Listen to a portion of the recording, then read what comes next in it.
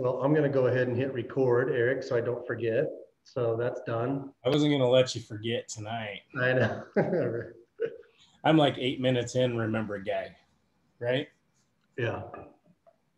I always see you creeping over to me during the training and stuff. I know what you're going to ask. Well, I try to wave you down, but it doesn't work. Yeah. We'll have to have a sign for it. Like, right. Record. Oh, who's that? Saw somebody in the background. This is Addison. This is my daughter. She will be 8 next week. Wow. Yep. Okay. Yep. I had kids young. Well, one of them young.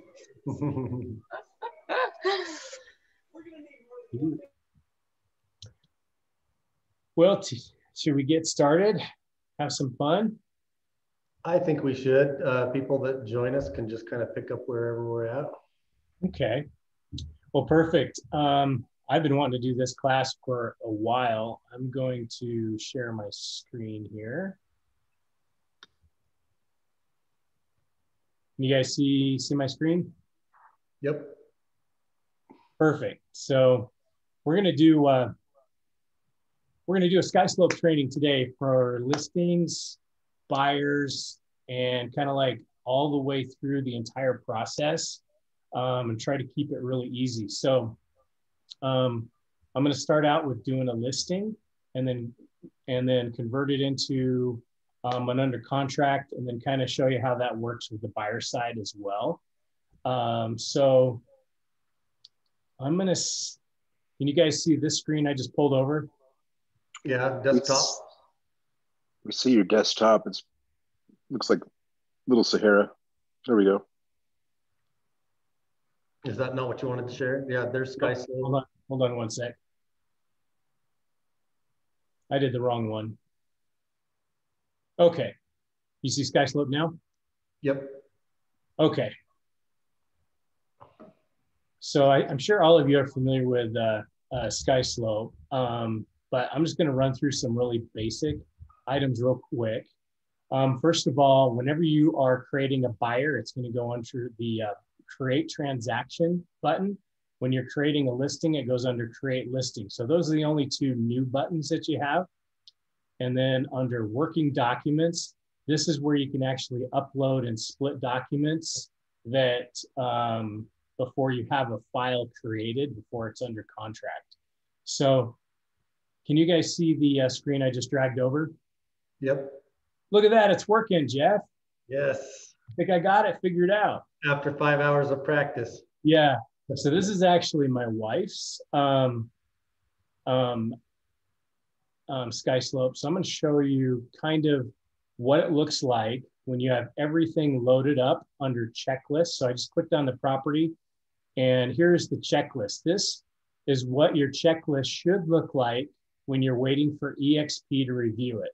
When all of these things are in yellow, that means you've uploaded everything and you're waiting for EXP to review it. So this is what a perfect file looks like when you're waiting for it to close, or not close, but EXP to review it. This is what a file looks like when you have errors in it. This is one of mine. Can you guys see that okay? Yep. So you can see the purple right here. So this means something is wrong with it. And our broker let me know that it actually states equity on the rep sheet. I don't know how this happened, but the builder actually put equity, which I haven't been with for 2 years now, on the rep sheet. So I need to get that fixed. But you can see that the broker has reviewed some items that are green, some are red, I haven't uploaded, and this one is purple, something that I need to repair and fix. And then this is your goal. This is what you want a file to look like, where it's all green and it says approved by the broker. Everything's all completely done. This is actually a listing. So you see at the bottom, we've got listing documents. And then at the top, we have the sales documentation. So I'm going to go through how we actually get to this stage from the beginning, and we'll just kind of bounce back and forth between the two. So when we first start a listing transaction, we're going to click on Create Listing. And it's really pretty simple. We just kind of walk through the process here, and we can actually type in the address. And a lot of times it'll find the address for you. And you just type that address in and you say, let's go. What type of listing is it? This is either going to be a new construction or a resale. That's generally what you do. I'm going to hit select resale because that's mostly what we're doing. I'm just going to make up an amount here, and we're going to list it for 500,000. We're going to put in our commission splits or our commissions. If you need to add a co-listing, you drop it in there. And then you put in your listing dates of how long you have it listed for. We're just going to put in some rough dates there. And we're going to say 2000. I'm going to go pretty fast because we've got quite a lot to cover in this class.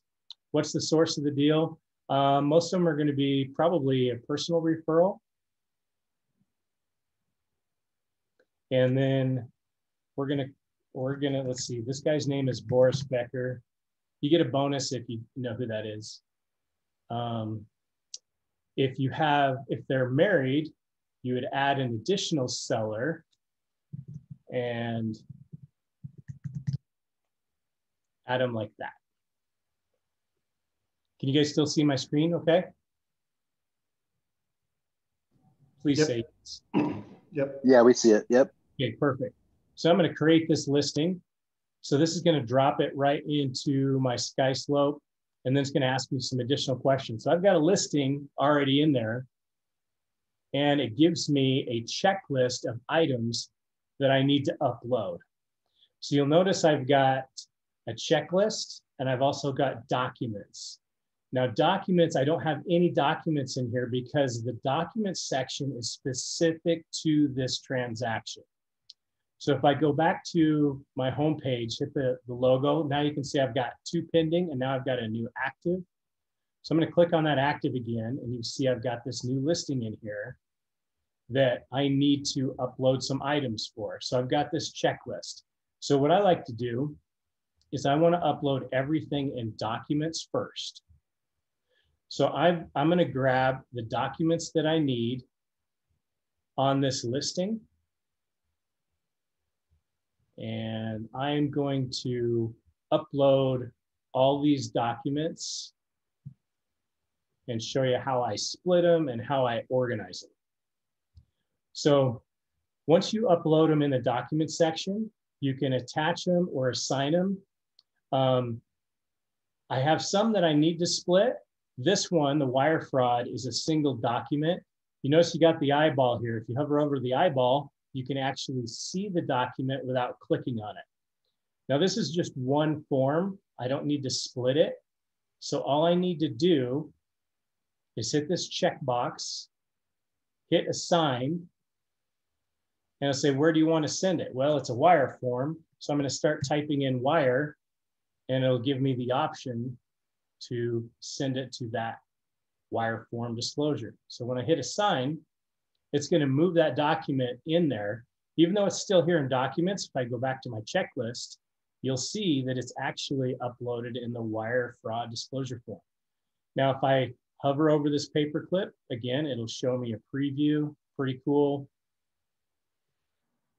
I'm going to go back to documents, and I've got MLS active. I'm going to assign that one, and let's see, I can't remember what it's called, so I just kind of have to look. Oh, there it is. So I've got red, yellow, and blue. So here's my MLS active printout. So I'm going to assign that one.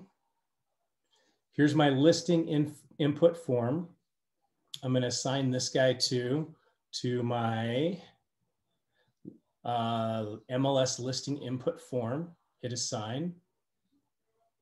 And go back to my checklist, and you'll see that these documents are now in there. So I can hover over it, or I can actually click on the pay-per-click. If I click on it, it'll pop up as the actual document in a separate window. So this one is $14 million.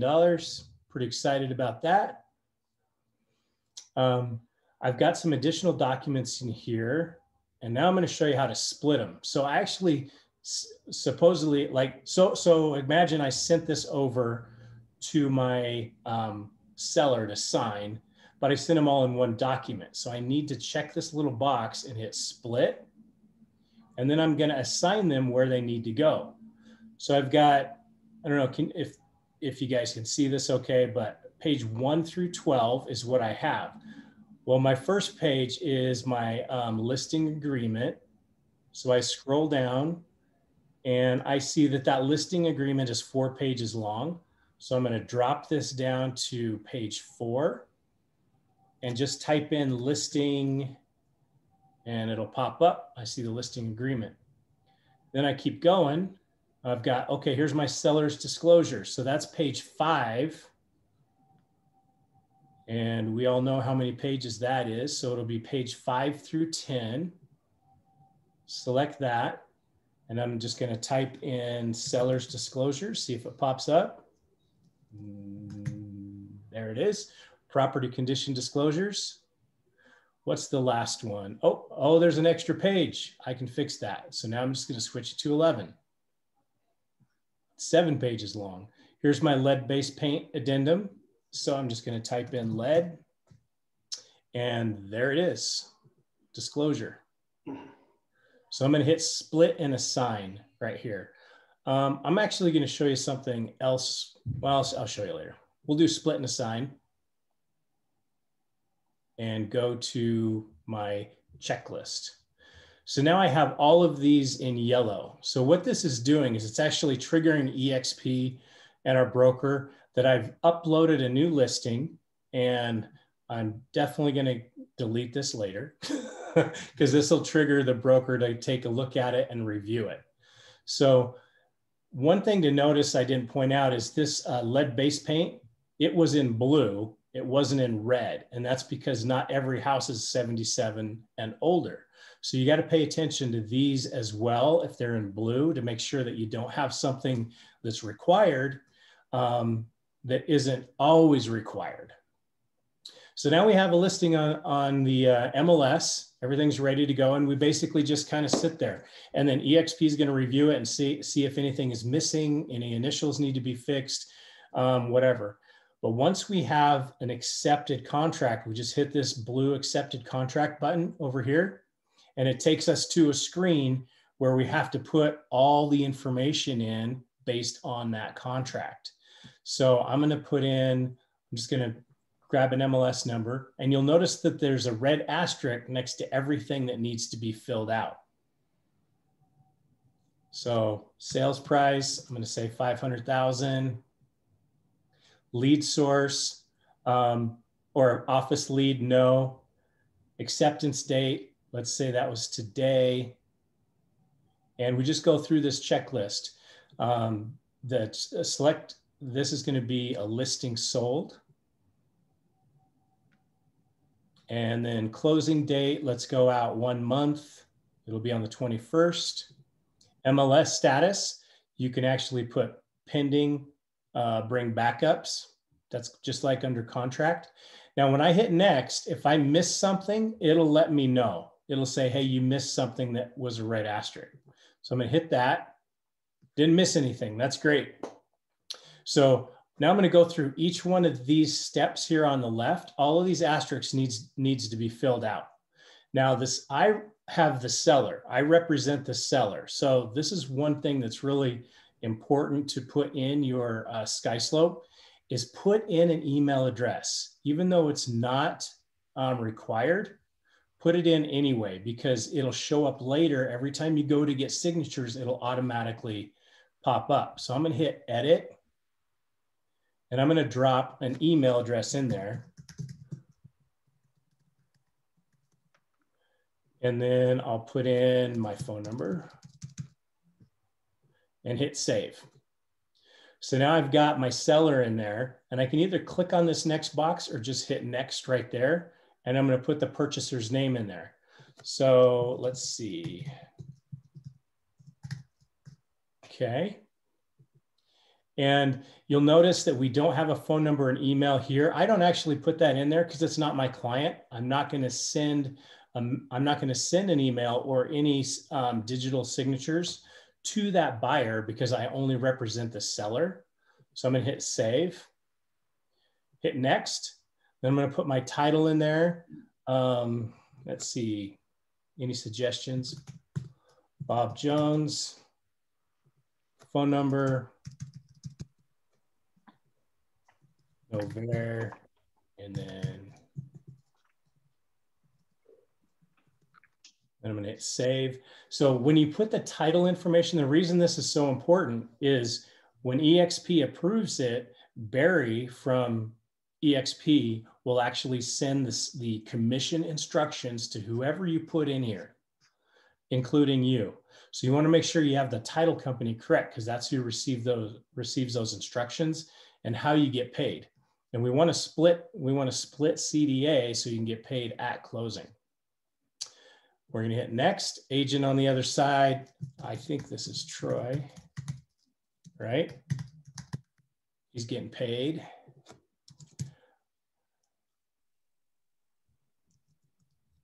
How'd I do, Troy? Did I remember it right? I like it. Looks good. Nice. I've known that phone number for 15 years. So, okay, so now we have everything in there. Agent representing the other side. We've got all the check boxes done. I don't fill out lender, home warranty, or miscellaneous contact at this point. Home warranty, I can go back and add later. And then I hit submit.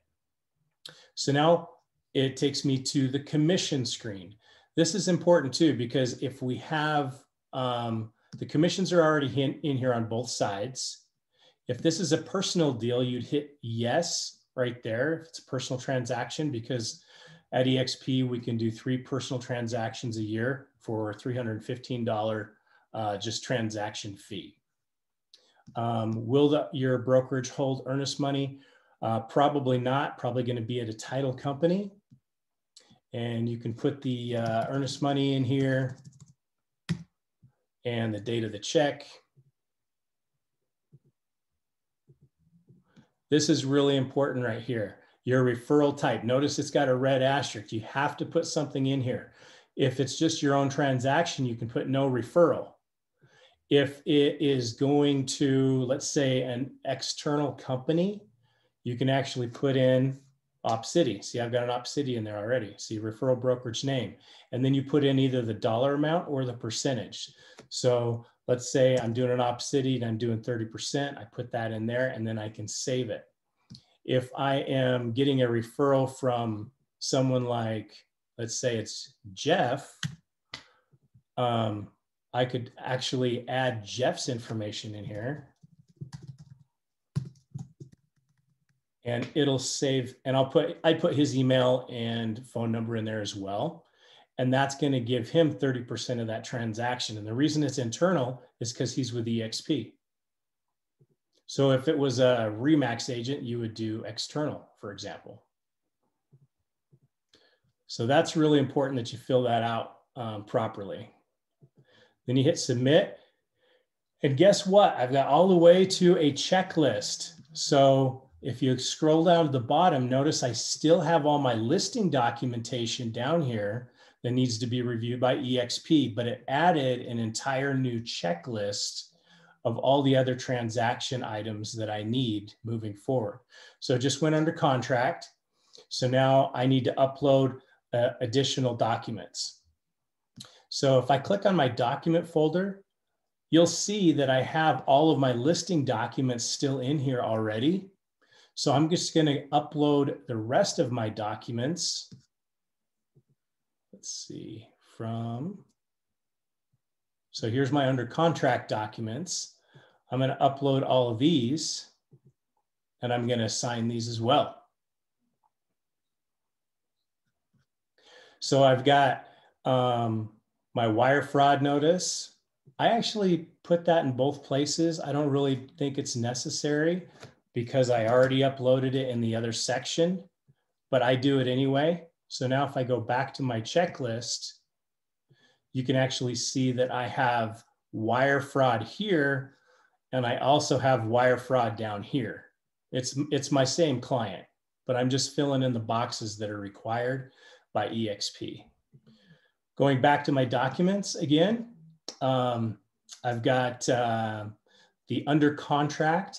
So this needs to be assigned to the under contract printout. So this is really interesting. So we have two different MLS forms in here. Remember on the listing side, we have MLS listing, oops, sorry, wrong one.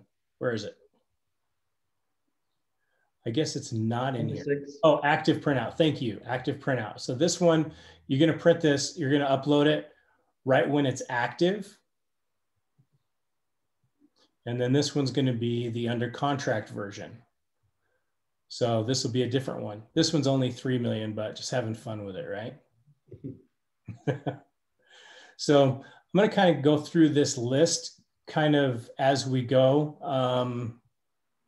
In order, but I'm going to upload a few and just kind of show you how I do it. So we've got, we can do, here's my under contract forms. I'm going to split these. So I got the purchase contract. That's 6 pages long.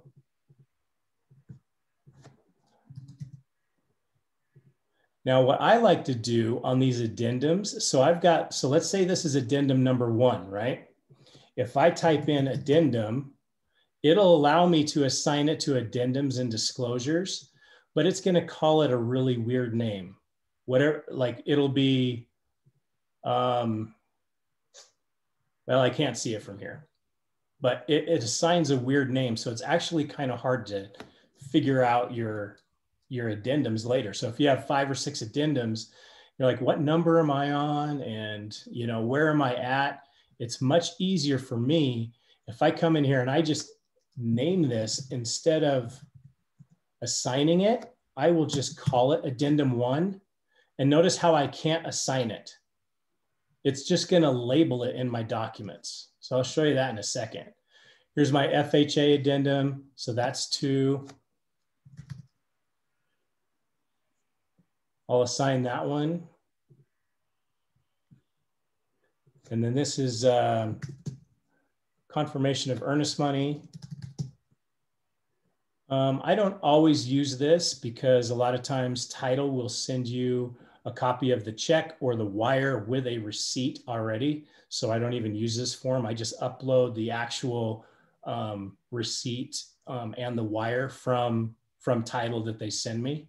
And I'll upload it in both spots. I'll show you that in a minute. I'm going to just name this one.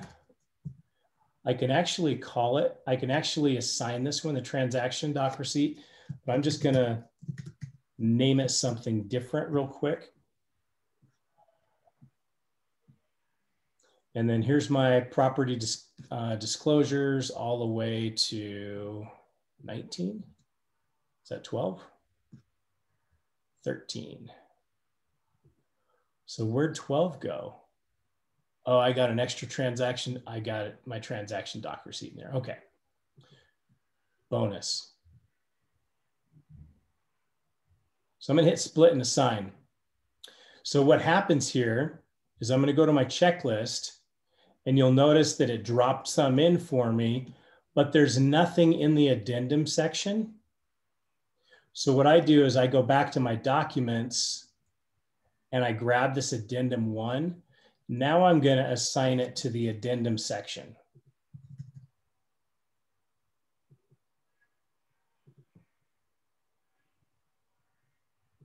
So now when I come in here, I can actually, well, I'm actually going to upload one more. Let's see, just so you can see what I'm talking about here. Let's call,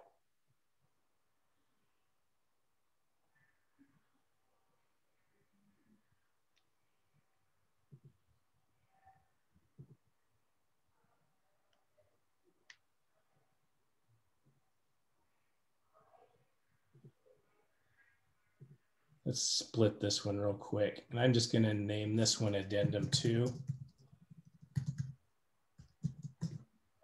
Even though it's obviously not an addendum. And hit split. I can't assign it because I didn't assign anything there. So now I'm going to go back to the documents and notice I've got an Addendum 2. I'll assign this to the addendum section.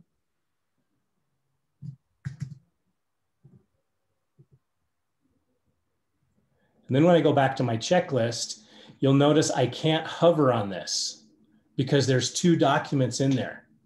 And it worked. That's weird. It usually, that must be new. Now it works. That doesn't make sense. I thought I assigned it to addendums. I guess I didn't. Hold, please. Assign to, oh, I assigned it to the wrong spot. See that? So I'm going to assign it to addendums. You can fix anything. So notice how there's an X right here. If I hit this X, it'll actually delete it out of the checkbox. But this one I can't because there's actually more than one document in there. So if I hover over this paperclip, nothing happens because there's more than one addendum. So I actually have to click on it, open it up, and now I can see that I've got additional documents in here. But now they're really clean. I can see Addendum 1, Addendum 2, however many there are. And that's because I named them on purpose instead of getting some weird name. And then I got to click on all 8 addendums, try to figure out which one is which. It's kind of a pain. So I name them and then reassign them. I've got a seller's disclosure in here somewhere. So I'm going to assign that.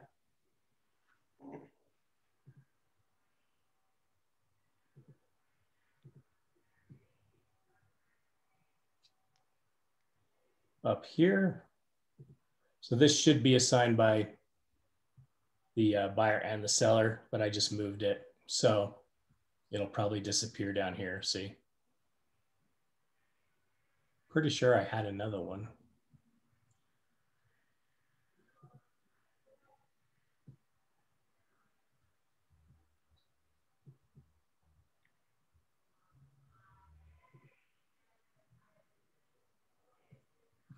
Not super important because I'm going to delete all this anyway. So pretend this is seller's disclosures.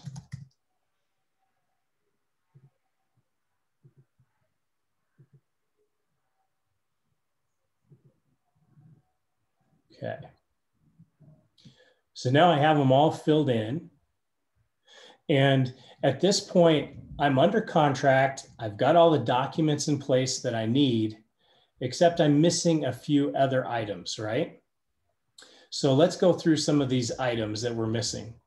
Number 1, the agent completion file. This one I don't do until I'm completely done and I'm ready for EXP to review it. So until I am ready, don't upload this one. The transaction doc receipt, you always save that for last because you're getting signatures from your buyer or your seller stating that they've received copies of these items. And obviously, if you're doing everything digitally through Skyslope, they're getting a copy as you go. So it's pretty convenient. 18 and 19, you don't do either of these until after you've closed, you're done. And keep in mind, you've got paid, right? If you did everything correctly, you've already got paid directly from the title company. And on the CDA, this guy right here, number 17, this is the instructions that come from EXP that go to title and you letting them know where to send your commission check.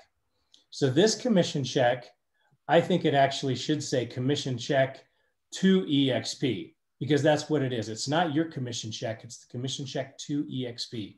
So on the CDA that the title receives, it will say, please send a copy of the commission check to EXP to the agent and also send final closing disclosures signed by the buyer and the seller to the agent after closing.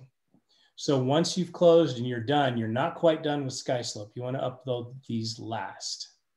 So those are the last 2 that are filling. Now this one, closing agent intro email, this is for internal use only. You don't have to worry about this one. EXP does this one on their own. So right here, I'm at the last step. So I'm going to do a transaction doc receipt. And at that point, I'm done. So if I attach my transaction doc receipt, which I've got in here somewhere,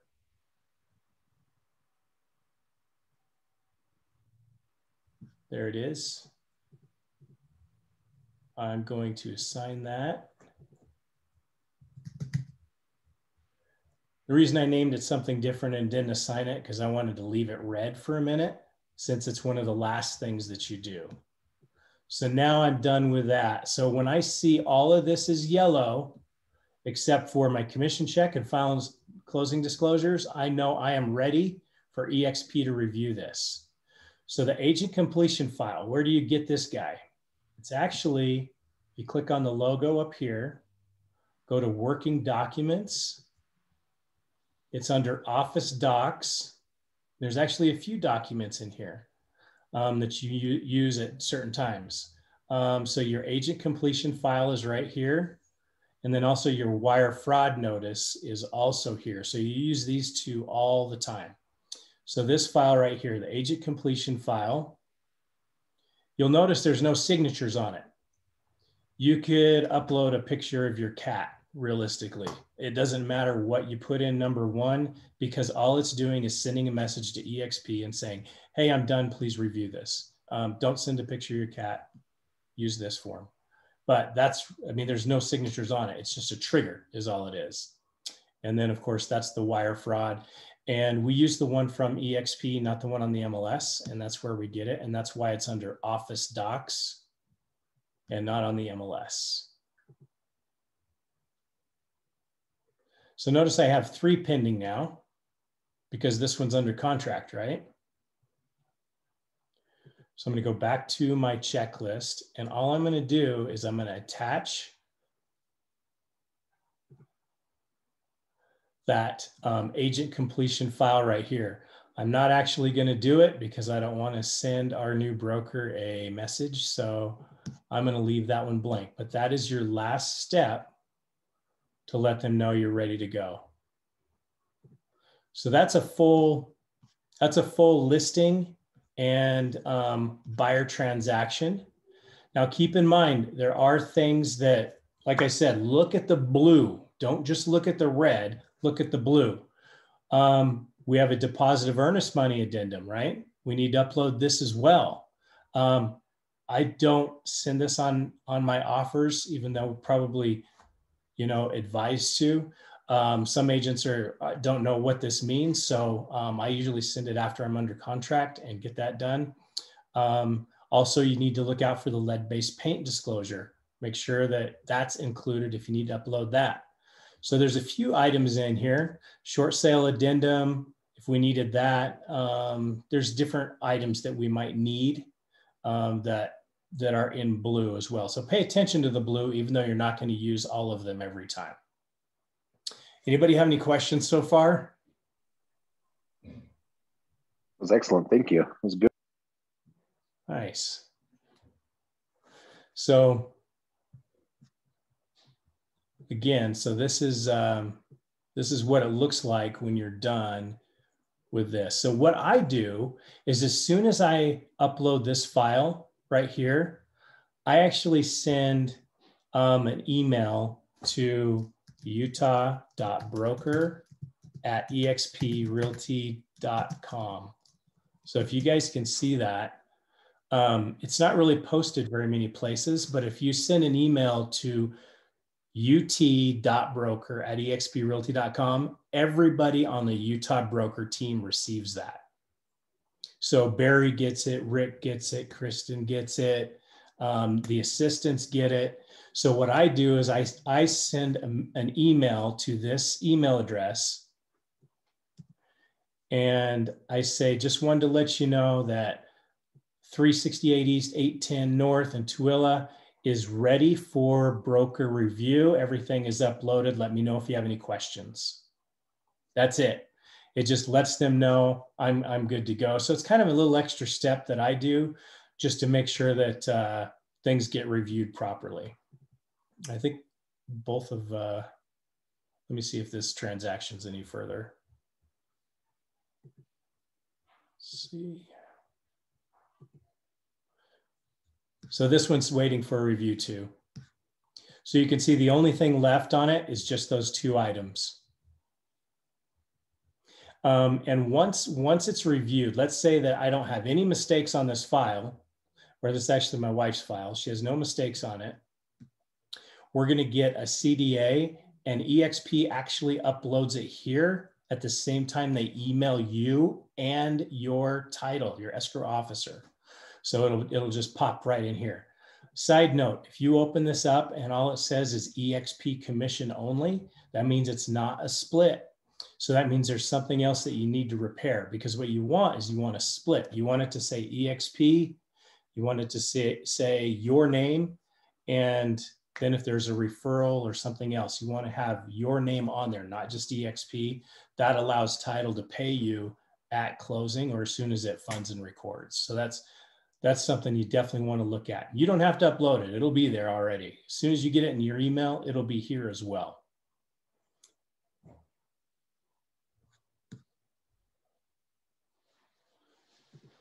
Any questions? So then Eric, on that, if somebody opened up that CDA and it was just had EXP's name on it, Yep. they send an email to ut.broker@exprealty.com. Yeah, so I would see what's missing here, and Barry or Kristen will send you a message saying, hey, there's a couple items that need to be fixed or repaired. What I do is, if I don't have a split CDA and I've got a closing that's coming up in the next couple of days, I will send a message to my escrow agent and say, hey, don't disperse funds, hold off, let me get you an updated CDA that has my name on it. Hold those funds, don't mail them off to EXP, and just hold on to them for a day until I get that handled. And then I'll send a message to that email just saying, hey, I fixed those issues. Can I get a split CDA as soon as possible? And then they'll work on it really fast. Barry's really good at getting it back quickly.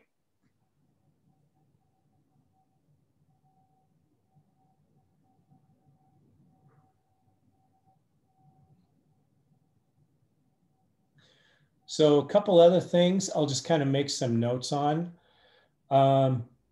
If something changes in here, make sure you update it, because let's say your sales price, maybe you get a credit or something on an inspection and now it's $498, or your closing date gets bumped back a little bit. You want to get in there and you change it. So you can actually click on transaction and you can edit those items. So I just come in here and I say, nah, that's actually $498 now. Hit it, and then I can just hit next, and it'll save it and update it right here at the top. Super easy. And then your closing date too.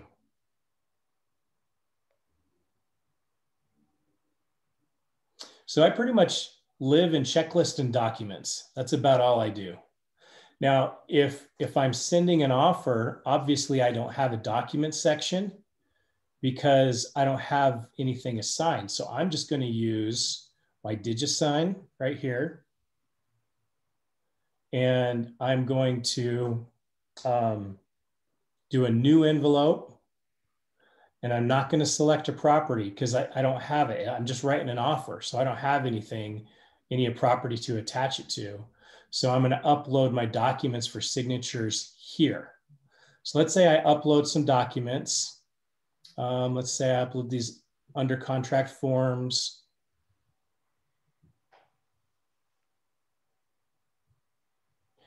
There's probably like 10 pages here, so it takes a minute. So now it's uploaded and I hit next.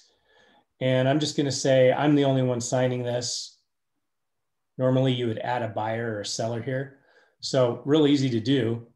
By the way, this is why I said on your buyer and seller, even though that red asterisk isn't there, if I don't put a name in there or the email, I'll have to put it in automatically. So like, let's say Nathan, see how there's no email address here? If I would have put that email address in when I put in my client, it would automatically populate there. So I don't have to go chase an email all the time. That's why you do that. Makes it a lot easier. So I'm just going to put an initial here, right there. I'm going to send it. And this is where you type your message to your buyer or your seller. Shoot it off for signatures. Since I'm the only one on here, it's going to say, do you want to sign it? Yeah, I'll sign it now. I always sign it now if I have something I need to sign. And just hit that box and it's complete. So you'll notice in my digital signatures right here, it says I've completed it. If I've sent a document and I'm waiting for it to get signed, it's going to be over here. See that? So if I would have checked it over here before I signed it, it would have been sitting right there. And you can see, like, I've got one buyer that signed and one that hasn't signed yet. So I'm still waiting for that signature, right? So you know who signed it and who hasn't. What I like about using this is, since I just uploaded those documents, if I go back to my working documents, they're actually going to be in here, the ones that I just did. So if I need to split it, I can come in here and I can actually split that document that I just uploaded. So those are the ones I just did. And I can say, well, I just sent over a purchase contract and I sent over a buyer agreement and, something else. I want to send an offer to the other agent, but I don't want to send them my buyer's agreement. So I'm just saying, all I want to do is send them the REPSI. So I'll call it offer on, Main Street. I'll split it. And now I've got offer on Main Street, and all it is just my 6 pages. It doesn't have my buyer's agreement on there. So now I can download this by just clicking on it, download it, and now I've got my offer that I can send off to the other agent. Now, if I go under contract, obviously I could assign these if I want to that to a folder. Does that make sense? Yep, super helpful. It's really slick once you get used to it and realize you can move and split everything inside your working documents. It's really convenient. So the only other thing that you would do outside of creating that listing and then converting it to an under contract is just creating an under contract. And that's going to be with a new buyer. So that's going to be kind of the same thing. Let's do a different address. When I type in the address, if it looks it up, you'll notice it's just hovering down here. If I click on this address, that means that Google found it and it's going to fill in the blanks for me, a lot of them. So pretty convenient. And this is really just the same process where I'm going to go through and I'm going to, fill in the information, the source, and my dates when it was. That's probably not going to work today.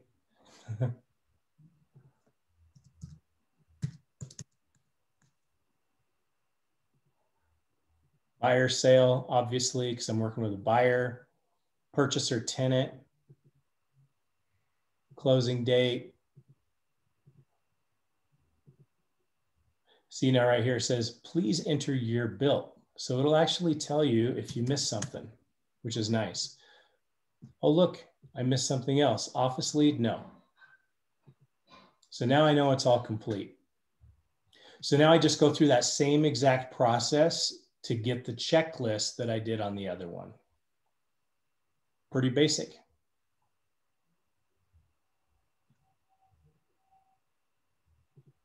That's all I got, Jeff. Any questions?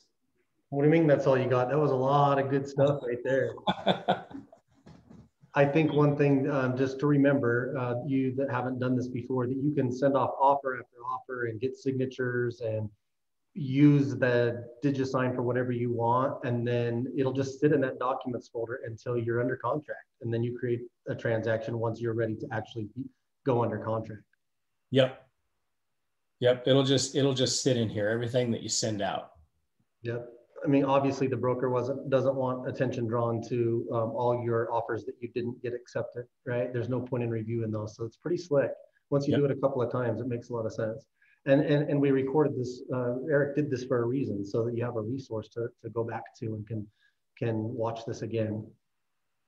Yeah, one thing too I wanted to mention, Jeff, is this class works really well with the class that you did 2 weeks ago, organizing folders in Dropbox.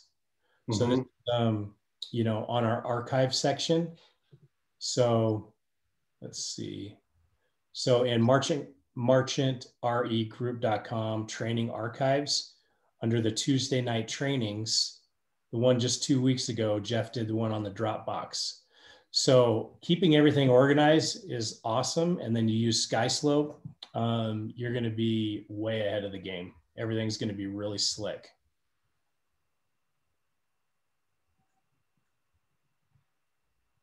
Yep, that's awesome. Good info, Eric, as always. You nailed that in good time too. I figured it'd be a lot. So it usually goes smoother and faster when I don't have anything to say. Tend to slow things down sometimes, but that was really good. I mean, ripping through that, it was kind of fast, and having that training archives, guys, is super helpful. If you saw that whole big list, you know, we got dozens of great trainings in there. Thank you. You're welcome, Sherry. Yep, thank you. That was awesome. Yeah, take advantage of all these trainings too. I mean, we've got such a good selection of them. But yeah, we've got some good ones on the running the CMA. You know, now we're going to have a Skyslope up there, and then the Dropbox. Just how to keep your business organized. It's really helpful.